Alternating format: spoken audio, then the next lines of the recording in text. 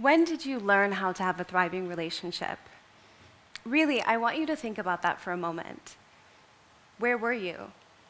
How old were you? Raise your hand if your parents have ever sat you down and taught you that 1 + 1 = 2, this is how to tie your shoes, and this is how to communicate openly about intimacy when your partner isn't affectionate with you anymore. Anyone have that conversation? No? One? So for the rest of you, you must have learned in school. Which one of your teachers mapped out the periodic table of elements and then showed you how to regulate your nervous system before walking into a meeting with a narcissistic manager? You know what I find really interesting? The Harvard study of adult development is one of the world's longest studies on happiness. And it is consistently found that strong positive relationships are the most important factor in predicting long-term happiness and health.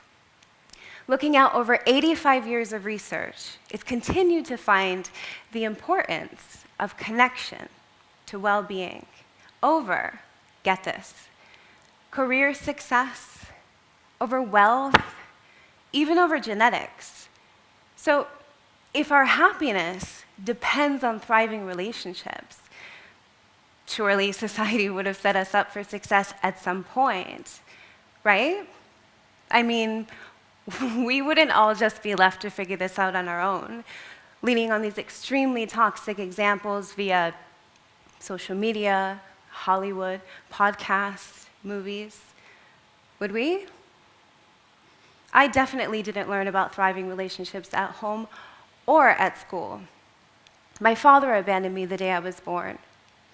I then grew up with my mother and my stepfather, two people who they didn't have the capacity to love me in the way every little girl deserves to be loved.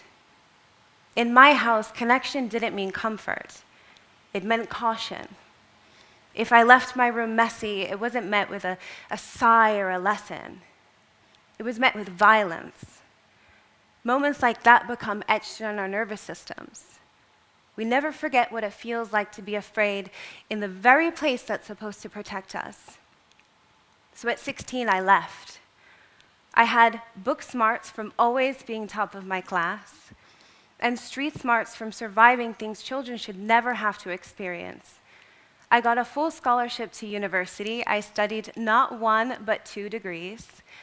And I was investing in the stock market before most people my age even understood compound interest. So yeah, on paper, I looked successful. But what the world couldn't see and what I didn't yet know how to say is that I was falling apart inside. Despite all of my achievements, I was drowning in anxiety and depression. I couldn't connect. I couldn't rest. There were moments in my apartment when I was surrounded by everything that, I thought would make me happy, but I didn't feel anything. And it got so bad that one day I decided, I'm going to take my life. I booked a hotel room to end it all. But as I sat there in that room, staring at the wall, I asked myself, do I actually want my life to end? Or do I just want the suffering to stop? And in that moment, I realized it wasn't life I wanted to leave, it was the pain and the loneliness. I needed a new way forward, and I'm not talking about a vacation or a new job. I needed a new kind of education, one that no one had ever taught me. How to feel safe in love, how to navigate conflict without losing myself. So I started studying obsessively. Neuroscience, communication, human behavior, and I started to piece together what no one ever teaches any of us. That relationships, they're not just emotional, they're strategic.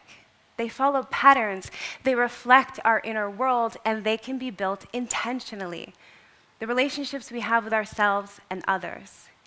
This understanding became the foundation for what I now call our I, which is short for relationship intelligence.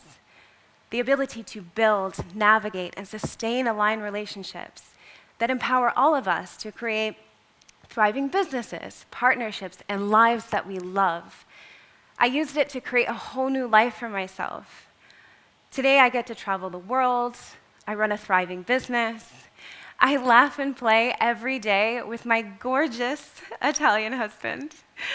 He's so cute. I love you.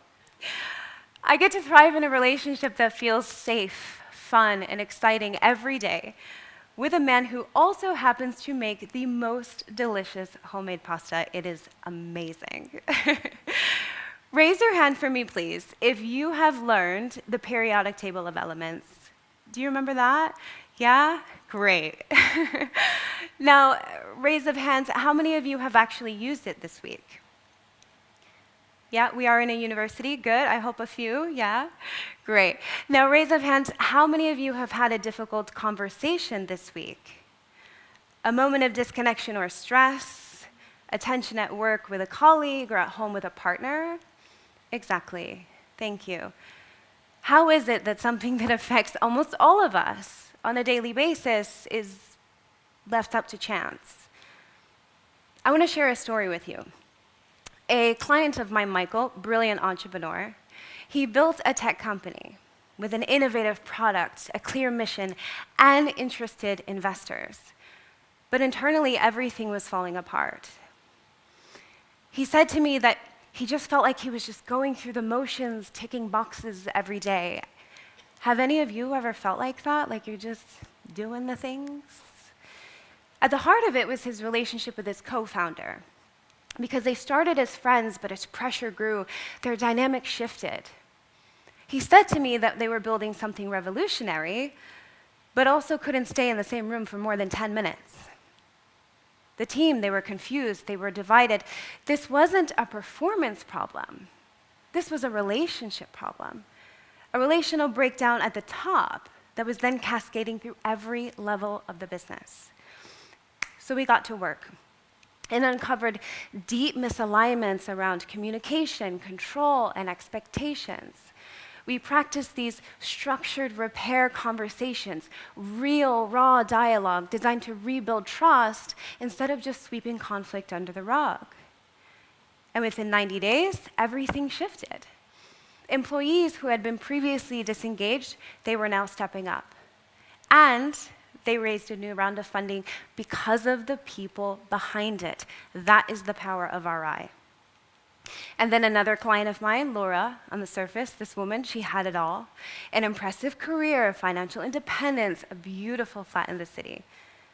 But internally, she was lonely. Years of dating left her drained and disappointed. And I'll never forget, she said to me, maybe I'm just not meant to find someone. Maybe it's too late for me. And what genuinely breaks my heart is that I know one day some of you will wonder the same thing. Part of her believed that chaos was her type. What she didn't know, and what RI helped her to understand, is that her nervous system had been trained to equate chaos with connection, which felt familiar. And in her body, familiar felt safe, even though it wasn't. So we trace this pattern back from childhood where love was inconsistent. No one had ever taught her how to feel at ease and emotional safety. Through RI, we began the real work, which was unwinding her nervous system from survival mode to redefining what healthy attraction feels like. And 6 months into our work, she met someone, but this time, she felt empowered. And I'll never forget, we had a coaching call, and she was in tears and she was crying, and she said to me, for the first time in my life, I feel safe in my relationship. That's when I knew her blueprint had changed. When we lack RI, we misdiagnose problems. We think we have a communication issue, or a partner issue, or a team issue. No, we have a relationship intelligence issue. I want you to walk away today feeling empowered. I want you to have thriving relationships personally and professionally. So how can you start applying relationship intelligence to your life today? There are 10 relationship intelligence or RI alignment codes. These are skills that will empower you to create thriving businesses, partnerships, and lives that you love. I don't have time to go through all of them, but I'll share just 3 right now. First is compassion. Compassion is the ability for someone to witness our suffering and not make it all about them. Imagine you have a breakdown after weeks of silent burnout. A compassionate manager won't say to you, "Well, why didn't you ask for help sooner?" They'll say, "I'm so sorry it's gotten to this point. Let's talk about how we can make this sustainable together." Compassion builds connection, and connection builds company culture. In your romantic relationship, when your partner is stressed, don't say to them, "Why are you so negative about everything?" Instead, try saying something like, "It looks like something's bothering you. Do you want to talk about it?" Because what looks like negativity is often just overwhelm or hurt. And your job as a partner is to support them, not tear them down. It's essential to understand you are on the same team. Next, we have problem solving. RI problem solving addresses the relational root of your issue. Imagine you're arguing with your partner about, I don't know, house chores, dishes, laundry, timing. You recognize the problem, it's not really about the house chores, because guess what? It never is. It's about feeling unappreciated. So together, you sit down, you have a glass of wine or a cup of tea, and you find a way forward to organize your housework and get everything done without overwhelm. And you schedule in a weekly date night to show love and appreciation to one another. It's never you versus your partner, okay? It's the two of you as a couple versus all of these problems that you're facing. And finally, safety. True safety is what makes 100%, I will repeat, 100% fight-free relationships not only possible, but the new standard. Because fights are really just moments where we feel unsafe and need to defend ourselves. How do we create safety? By creating a common vision. This is agreed upon values, boundaries, and expectations for your relationship together. So tonight, sit down with your partner and have an honest conversation. Do we have a common vision? Have we actually agreed upon the values, boundaries, and expectations for this relationship? This conversation is the first step to create a relationship where you never, I mean ever, have to fight to be heard or understood. I work with couples guiding them to become power couples, which is the couple deeply in love who successfully navigate their relationship and create a life that they love. You can only successfully navigate your relationship when you feel truly physically and emotionally safe. At work, you should feel you can make a mistake and not have to hide it. Be able to open up about what's not working and have your manager actually listen and take action. When you say you're overwhelmed, you know your team's got your back. So what if we taught these relationship skills like math? What if schools taught children how to navigate heartbreak and conflict the same way they drill you on algebra and trigonometry? What if leaders were taught to solve human problems the same way they are systems and numbers? Imagine how our world would change. Fewer children crying themselves to sleep at night, feeling unloved. Fewer businesses losing money to burnt-out employees, feeling unsafe. And fewer couples breaking apart in silence, feeling unseen. So in every difficult situation you have, starting today, treat it like homework.